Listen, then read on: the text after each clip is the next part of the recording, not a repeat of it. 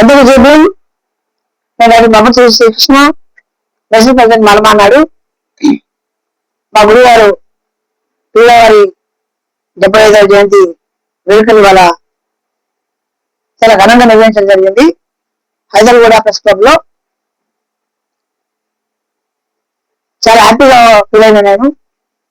ఎందుకంటే ఆయన జీవితం మొత్తం కూడా అంబేద్కర్ బాధ్యత మోసుకొచ్చినటువంటి వ్యక్తి కాబట్టి icon of the depression people అని చెప్తున్నాను. పీరావు is the icon of the depression people in Telugu states, especial Telugu states. అదే రకంగా ఆయన ఎక్కడో అమలాపురం నియోజకవర్గం దేవతపాలెం గుప్తా అనేటువంటి ఒక విలేజ్ లో మార్మల ప్రాంతాన్ని బట్టి ఒక ఐఏఎస్ కావాల్సినటువంటి వ్యక్తి ఒక్క మార్పుతో గ్రూప్ 1 ఆఫీసర్ కావడం. ఆ తర్వాత ఆ అభివృద్ధి దుర్మార్గులు అనేక దుర్మార్గులు వెళ్తున్నారు. ఈ దుర్మార్గులు మొత్తం కూడా కాంగ్రెస్ కు ఎస్సీలు ఓడిపోయింది కాబట్టి వీళ్ళని సీట్ చేస్తున్నాం గెలుస్తామని చెప్పేటువంటి దాంట్లో వీళ్ళందరూ కూడా అగ్రకులాలు మొత్తం కేసీఆర్ బీజేపీ కావచ్చు, టీఆర్ఎస్ అందరు సారీ బీజేపీ టీడీపీ కన్సెషన్ దుర్మార్గం అందరూ ఇవాళ మాలు తెలంగాణలో అసలు లేని చెప్తున్నాను రేవంత్ రెడ్డి. కాబట్టి ఇది చాలా దుర్మార్గం విషయం. ఇది చట్టాన్ని చెల్లదు. నేను మాలో నేను విజ్ఞప్తి చేస్తున్నాను, సాధారణ విజ్ఞప్తి చేయండి కానీ దయచేసి మీరు కులం చెప్పుకోండి. అందులో మాల కామ మాల ఎవరుంది 26 కులాలకు 4% తగ్గిస్తే ఏ ఉద్యోగ సంఘాలు మాట్లాడారు, ఏ రాజకీయ పార్టీ మాట్లాడదు. మళ్ళీ కుల సంఘాలు మాట్లాడాలి. ఏ కుల సంఘాలు మళ్ళీ టీడీపీ టీఆర్ఎస్ కుల సంఘం ఉంటుంది, బీజేపీ కుల సంఘం ఉంటుంది, కాంగ్రెస్ కుల సంఘం ఉంటుంది. కానీ ఆయన మా గురువు స్థాపించినట్టు మలమన్నాడు. ఆయన అడుగులని నడవడానికి సిద్ధంగా పడే ఆయన చనిపోయేదాకా నేను దాన్ని కొనసాగిస్తా ఉన్నాను. మిత్రులారా, పీరావ్ is the icon of the Telugu state people who are depressed people in Telugu states. దయచేసి ఆయన అందరి కోసం పనిచేసిన తెలంగాణ ఉద్యమంలో మేము అంటే మా గురువు గారు నేను ఇంకో 100 మంది వెళ్ళి తెలంగాణ భవన్కి వెళ్ళి ఈరోజు ఆయన ఎమ్మెల్సీ ఆయన ఇచ్చాం రాజ్యాంగబద్ధంగా తెలంగాణ కావాల్సిందే లభించాం మేము ఒకటి. కానీ ఈశ్వరగానం అనేది రాజ్యాంగం విరుద్ధం చెప్పడం జరిగింది.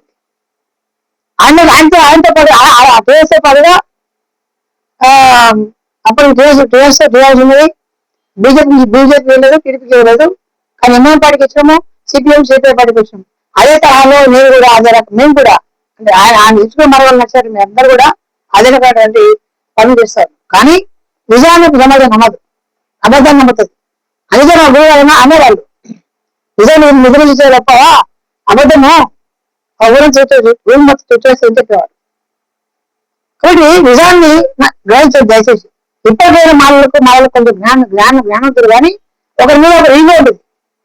ఈగో వల్ల మనం తొక్కేస్తారు అభివృద్ధిలో. ఎప్పుడైనా నేర్చుకోవడానికి మనకు ఏమి ఇబ్బంది లేదు. మాజీలు ఎట్లయితే కొట్టారో, మాజీలు ఏ రకమైతే వాళ్ళు లాభింగ్ చేశారో, ప్రతి రాజకీయ పార్టీలో ఉన్నటువంటి మాజీ కూడా అట్లా లాభింగ్ చేయాల్సిన అవసరం ఉంది. అట్లాంటి వాళ్ళు కూడా ఒక పథకం రావాల్సిన అవసరం ఉంది. అట్లా వస్తే తప్ప కాంగ్రెస్ పార్టీలు కానీ మిగతా పార్టీలు కానీ మన నమ్మదు. రెండవది, ఆయన సోనియా గాంధీనే అడ్మైర్ చేశాడు. మీరు పెద్ద ఆయన క్రితం ఏం కాదు. మిగతా కాంగ్రెస్ లో ఉన్నటువంటి వాళ్ళు కానీ బీజేపీలో మిగతా పార్టీ కాదు. ఎందుకు ఇచ్చినా అంటే చాలా నిజాయితీ పడ్డాడు. మొత్తం భార్య పిల్లల్ని దూరం చేసుకొని ఉద్యోగం వదిలేసుకొని చివరికి మన కోసం ఢిల్లీలో ప్రాణమైనటువంటి మానవులైన అట్లాంటి మార్పుల యొక్క మనం మార్గం నేర్చుకోకపోతే ఎందుకు మారగలదు? ఒక మనిషి బట్టి ఏం లాభం? కేవలం వాళ్ళ కోసం పనిచేయలేదు. నేను మాదిల కోసం చేసిండు, బీజేపీ కోసం చేసిండు, అందరి కోసం పనిచేసేవాడు. అదే రకంగా ఆయన శిష్యుడిగా నేను కూడా అందరి కోసం పనిచేస్తున్నాను. చాలా గర్వంగా ఉంది ఆయన శిష్యుడిగా ఉండి చెప్పడానికి నాకు చాలా గర్వంగా ఉంది. దయచేసి ఆ 75వ జయంతి కార్యక్రమాన్ని వల్ల హైదరాబాద్ ప్రెస్ క్లబ్ చేయడం జరిగింది. చాలా ఘనంగా చేశాము. కేక్ కట్ చేశాము. అక్కడ మా హైదరాబాద్ కమిటీ వాళ్ళు మొత్తం వచ్చారు. వాళ్ళు చాలా సంతోషంగా ఫీల్ అయ్యారు. అది మన బాధ్యత. మన కోసం తయారు చేసిన వాళ్ళని గుర్తించుకోవడం మన బాధ్యత తెలుసు. మరి